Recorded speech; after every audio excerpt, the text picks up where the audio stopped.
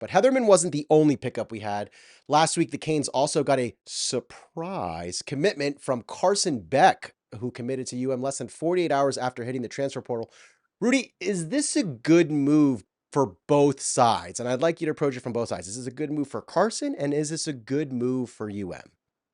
Well, which one do you want me to start with? You want me to start with UM or with Carson Beck? Wherever you want, my man. I'll go with UM first. I think you know what Miami got during that Pop-Tarts Bowl because you had an entire half of watching Emory Williams play. We already addressed all of the crap that came out of that. Even Mario Cristobal addressed it this week in a press conference. I won't use the word on YouTube, but he did use BS.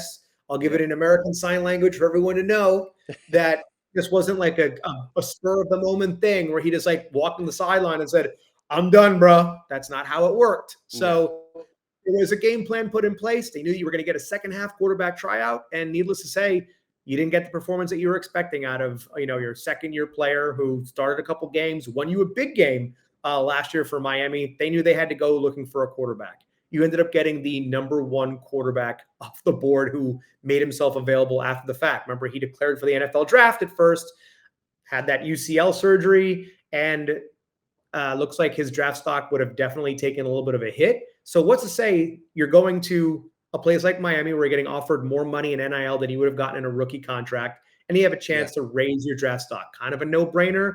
And also from Miami's perspective too, you've got a guy who's only going to be there for a year. You have this full Georgia connection now in the quarterback room should Emory Williams stay. You've got Carson Beck, who is he's a Florida, high school player, but from in a Jacksonville, Georgia, right. Might as well be Georgia, right? From Exactly. transfer from Georgia, from South Georgia, North Florida program. Luke Nickel, who is just a state champion Georgia quarterback who played in the Mercedes-Benz, dome. And Emory Williams, you got three quarterbacks, all with big Georgia ties. I think that's a great person to also learn under for Luke Nickel. And if Emory Williams sticks around, that's two amazing quarterbacks you could say that you've been learning under to hopefully get some more experience and reps with that second team. So from Miami's perspective, huge no-brainer. And if you're Carson Beck, look, everyone's giving Hannah Cavender all of the, giving her flowers for recruiting Carson to come over here. This is Katie Myers doing. Okay. This is former retired women's basketball coach Katie Myers doing, because she brought the Cavender twins to Miami. Without no Cavender twins, there would be no Carson Beck. So make sure you thank Coach Meyer.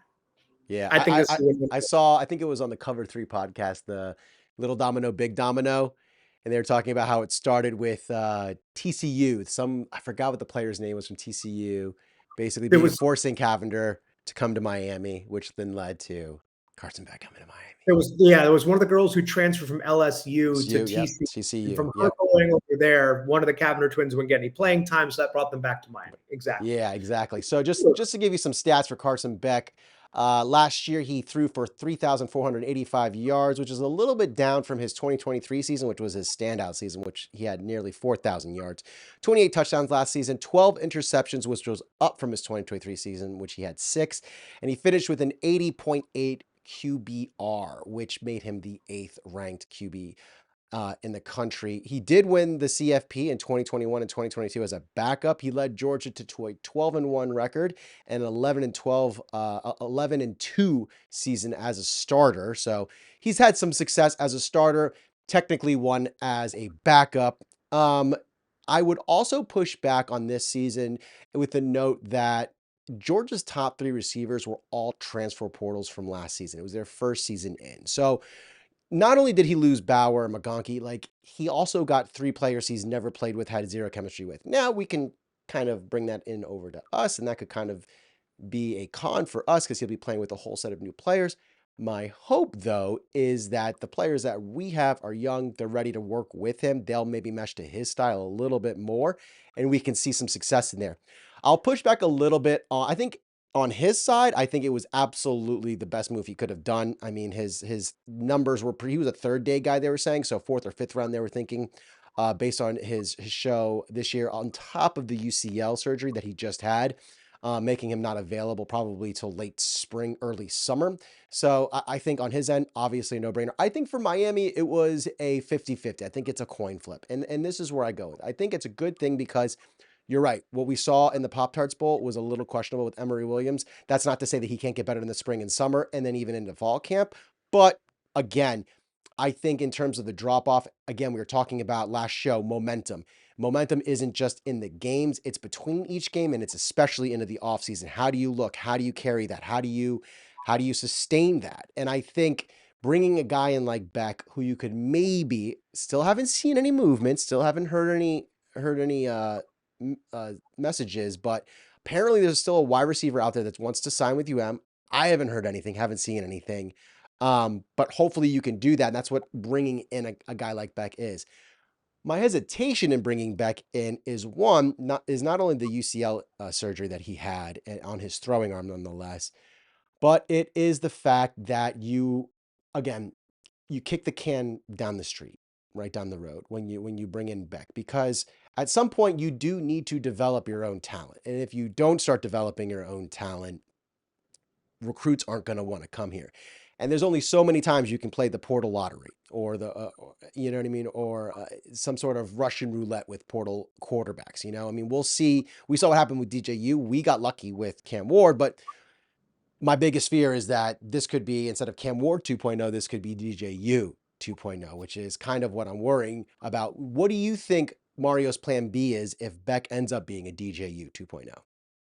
Yeah, I think at that point you just have to find one of your young guys because I think they came into this season knowing this is going to be the last round of transfer portal quarterbacks that Miami's going to be looking at in the near future or for moving forward because you've got a stud in Luke Nickel who's there, state Yeah, champion quarterback, has all these great numbers, has been tearing it up across all these different competitions, the 7-on-7s, like you name it, he's done some great things. So if you're Miami, that's got to be your guy next year. I think you needed somebody as a stopgap because you have to get that defense in order and you have to have a system that puts in place that you can yeah, bring in some good talent and attract on that end because you have to play complementary football.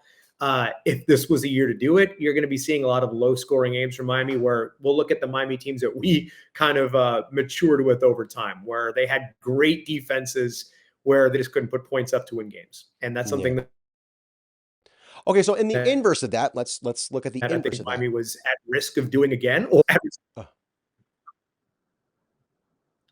Lost you there, Rudy. You still there? Okay.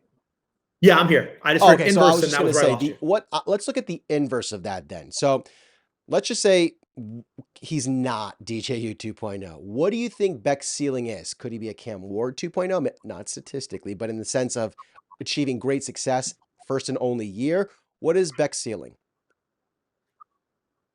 I think his ceiling is kind of similar to the record that Miami had last year. If it's all of the same pieces in terms of like if that defense doesn't improve, Miami can still win 10 games next year with Carson Beck. It's a harder schedule, slightly, but at the same time, he's not a bad guy. I mean, nobody's going to beat Cam Ward. So if you're going out there saying we're Right. not going to grab a guy in the portal who's not like Cam Ward, you're going to be sitting in the portal for you'll never pick up a quarterback in 10 years because he's a generational guy. So can he do it? Sure. I mean, he made some good throws last year. We criticized him on this show. I know I did. I looked at him like looking like he was Hollywood with all of his like mock turtlenecks and the chain sticking out, and like pretend like he was the man already. Like, kids make mistakes, but when he was out there on the field, he made some good reads, and you can't fault the guy when your receivers don't hold on to the ball. And hey, I think he learned a little bit about Miami last year because one of those transfer wide receivers you were talking about was Colby Young.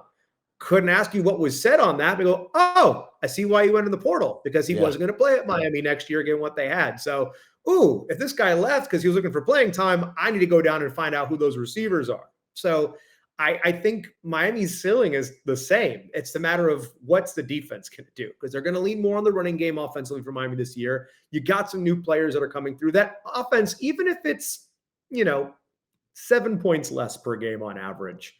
That's still one of the better Miami offenses historically. So for me, I'm more concerned about the defense than I am about Carson Beck. He could probably, lose this game, but I'm just based off of what we've seen the last couple of years, it's hard to blame a loss on the offense.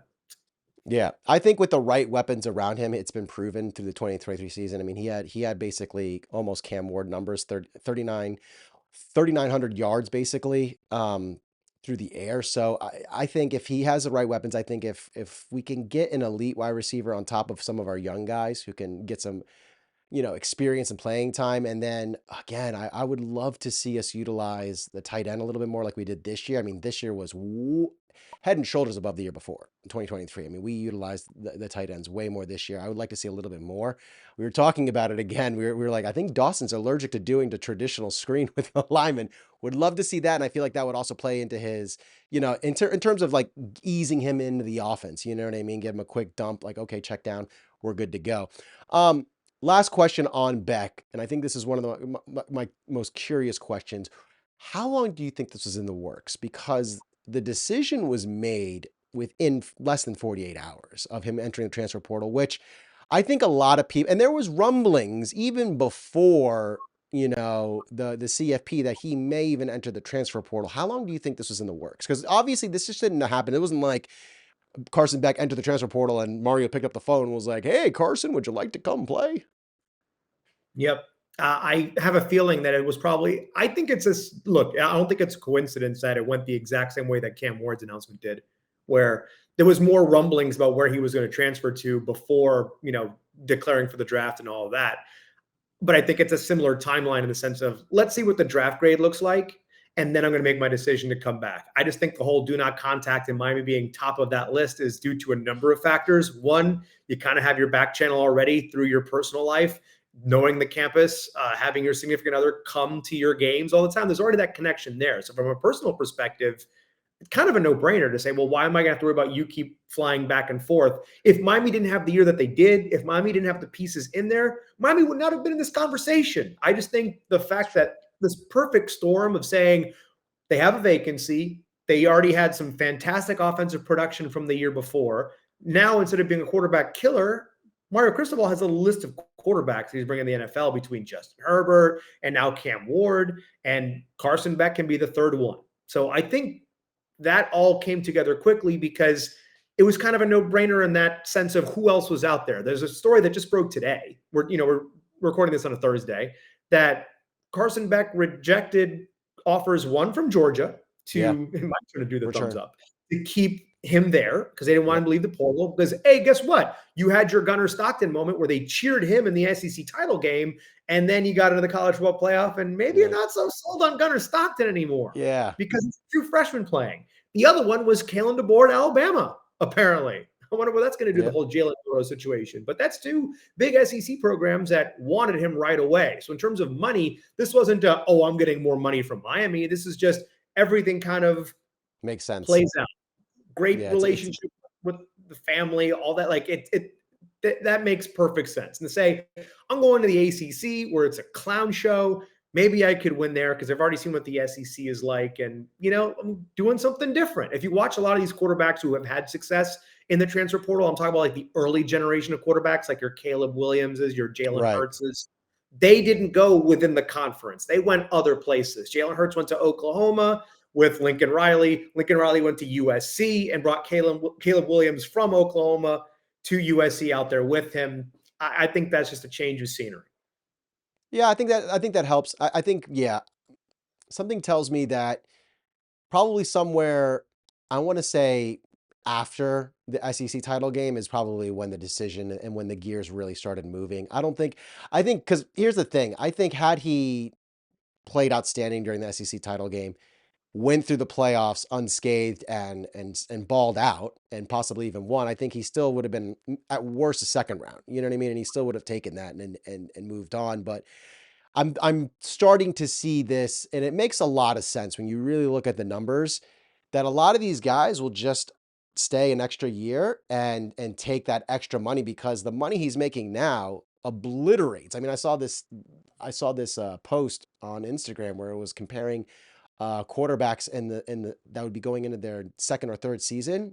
And I mean, he's making easily 3 million over what most of them are making. Some of them are only making, I think Brock Purdy's only making like $956,000. I was like, what? That is Yep. wild that this guy's gonna be making this much money. And they're saying it's upwards of 4 million. So You could not a even bad cash in. say that. You could even say that if he didn't get injured, he still might have taken his chance at the NFL because you That's could what I'm say if saying. he, That's what I'm saying. Like, if had he not gotten injured in the SEC game, he yep, would have balled out somewhat and won the game and then gotten to the CFP. And let's just say he even lost in the finals, right? And like played Ohio State for the final. I still think he would have gone to the NFL. You know what I mean? I think the injury coupled with how the season ended kind of, he just saw, he was like, hey, like Cam Ward did it. It makes sense. It was like a perfect aligning of the stars. Again, I don't know how much luckier Mario can get.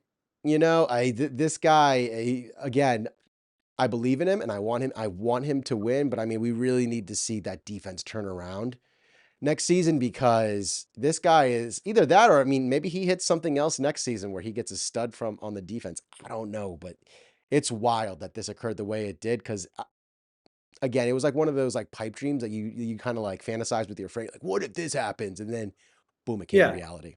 I think too, like the criticism of Carson Beck from the last year with his receivers and stuff, like he could have erased all of that from having a good combine. You could say, like, hey, Well, look, here's the way I throw, here's how I do that stuff. You know what I mean? Like, I think I, now he's going back to the rehabilitate because he didn't have the health to do it. I'm not even I don't to be honest with you, I wouldn't even put it all on Carson Beck just for the pure fact that you look Georgia doesn't have a good O-line like we could. They couldn't run the ball as effectively as we could. So Yep. when you put those two things, it's a very similar thing that Cam Ward had, right? Cam Ward didn't have weapons, right? And he didn't have a good O-line. And then look what he did, right? And then what made Cam Ward even more valuable going into it is that he seamlessly transitioned from one like OC to another, like it was nothing, still put up video game numbers. I think Carson Beck knows in the back of his mind, he's like, hey, I could play in that offense. I can not only improve my draft stock, but I can improve it drastically by showing that I can go to another program in another conference, dominate hopefully, and get to that first day. You know what I mean? And so I Yep. think again, you give him our O line, you give him the running backs that we have, the stallions that we have that to hand the ball off. I mean, worst comes to worst, the guy you run the ball 60% of the time. You know what I mean? Like it's a no brainer to me. I think.